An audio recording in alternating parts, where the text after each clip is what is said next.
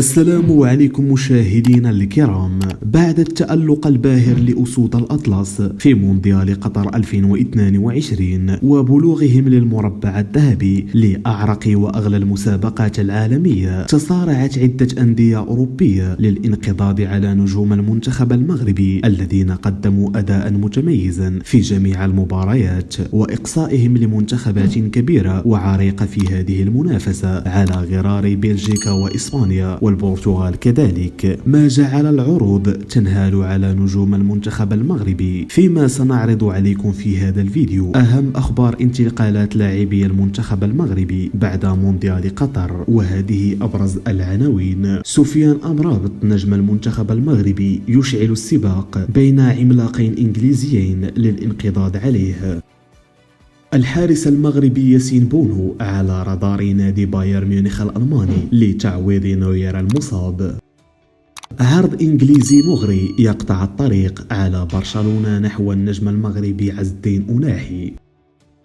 يحيى عطية الله يلفت انتباه 3 أندية أوروبية بعد تألقه الكبير أمام البرتغال. فابقوا معنا لمعرفة المزيد من التفاصيل، لكن قبل البداية لا تنسوا دعمنا بالاشتراك في القناة والضغط على زر الإعجاب ومشاركة الفيديو. يستعد نادي توتنهام الإنجليزي للتحرك بشكل عاجل من أجل ضم نجم المنتخب المغربي سفيان أمرابط خلال فترة الانتقالات الشتوية المقبلة، وينافس توتنهام مجموعة من الأندية على غرار ليفربول وأتلتيكو مدريد للحصول على خدمات المغربي سفيان أمرابط لاعب وسط فيورنتينا الإيطالي. وقدم أمرابط مستويات مبهرة رفقة المنتخب المغربي في مونديال قطر، وقاد أسود الأطلس لإنجاز تاريخي بالوصول إلى النصف النهائي في المسابقة. وبحسب صحيفة فوتبول إيطاليا فإن نادي فيورنتينا لا يرغب في بيع أمرابط، لكن الاهتمام الشديد الذي جذبه اللاعب قد يدفع الفريق الإيطالي لبيعه. وأضاف أن فيورنتينا لن يتخلى على خدمات أمرابط بأقل من 50 مليون يورو، وهو الرقم الذي يحضر نادي توتنهام نفسه لدفعه. وارتبط اسم أمرابط بالانتقال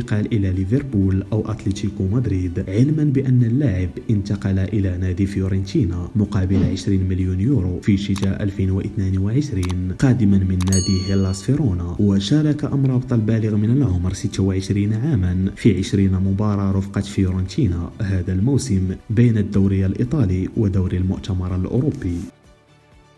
أفادت عدة تقارير صحفية إسبانيا بأن نادي بايرن ميونخ الألماني أضحى مهتما بالتعاقد مع حارس مرمى المنتخب المغربي ياسين بونو الذي أظهر أداء كبيرا وساهم في الإنجاز التاريخي للمنتخب المغربي في كأس العالم 2022، حيث ذكرت صحيفة دايلي ميل أن مسؤولو الفريق الألماني يسعون للتعاقد مع ياسين بونو لكي يعوض حارس البايرن ميونخ الأساسي نوير المصاب بكسر في الساق، ما سيجعله يغيب حتى نهاية الموسم. ويتواجد حاليا ياسين بونو كحارس لنادي إشبيليا الإسباني الذي حل به منذ سنة 2019، فيما يمتد عقده مع النادي الإسباني إلى غاية 2025. لكنه أثار اهتمام عدة أندية أوروبية أبدت رغبتها في استقطابه، ومن بينها نادي أستون فيلا الإنجليزي. وسجلت التقارير الصحفية أن بونو أكد حضوره القوي في كأس العالم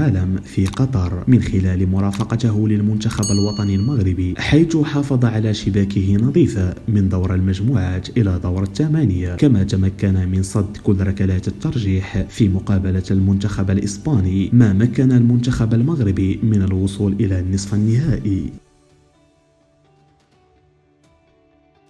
انتشرت في الساعات القليلة الماضية أنباء عن اهتمام نادي برشلونة بالتعاقد مع اللاعب المغربي عز الدين أناحي بعد تألقه في مونديال قطر 2022. وساهم أناحي في تأهل المنتخب المغربي لنصف نهائي كأس العالم بعد الفوز على إسبانيا في الثمن النهائي والبرتغال في الدور الثمانية. وانفردت صحيفة موندو ديبورتيفو الإسبانية بخبر اهتمام نادي برشلونة بضم عز الدين أناحي أناحي، وأجرت استطلاعا للرأي بعنوان هل تعتقد أن عز الدين أناحي سيكون صفقة جيدة لصالح برشلونة؟ وأجاب بنعم نسبة 67.3% من إجمالي 5564 صوتا، بينما أجاب بكلمة لا نسبة 32.7% من المصوتين في هذا الاستطلاع. لكن في الساعات الأخيرة من يوم الأربعاء الماضي، وبحسب صحيفة ليكيب الفرنسية، فإن نادي ليستر سيتي يجهز عرضا بقيمة 45 مليون يورو للظفر بخدمات عز الدين أناحي صاحب 22 عاما. وعلقت صحيفة موندو ديبورتيفو الإسبانية أنه إذا تم تأكيد هذا المبلغ من نادي ليستر سيتي فسيكون من الصعب على نادي برشلونة ضم عز الدين أناحي، لكن فكرة ضمه من الأساس كانت تتمثل في كونه خيارا مميزا وبتكلفة منخفضة في ظل الأزمة المالية التي يعاني منها النادي الكتالوني. وتألق عز الدين أناحي بقميص نادي أنجي الفرنسي وساعد الفريق على البقاء في الدوري الفرنسي، مما دفع إدارة نادي أنجي لتجديد عقده ل3 أشهر من بداية المونديال، حيث ينتهي عقد عز الدين أناحي مع نادي أنجي في صيف سنة 2026. ولم يضع نادي أنجي أي شرط جزائي حسب بيان التجديد، لكن القيمة السوقية الحالية للاعب مقدرة بحوالي 4 ملايين يورو، وبعد تألقه في المونديال سترتفع حتما. كما أكد رئيس نادي أنجي أنه مستعد لمناقشة جميع العروض التي سيستقبلها عن عز الدين أناحي.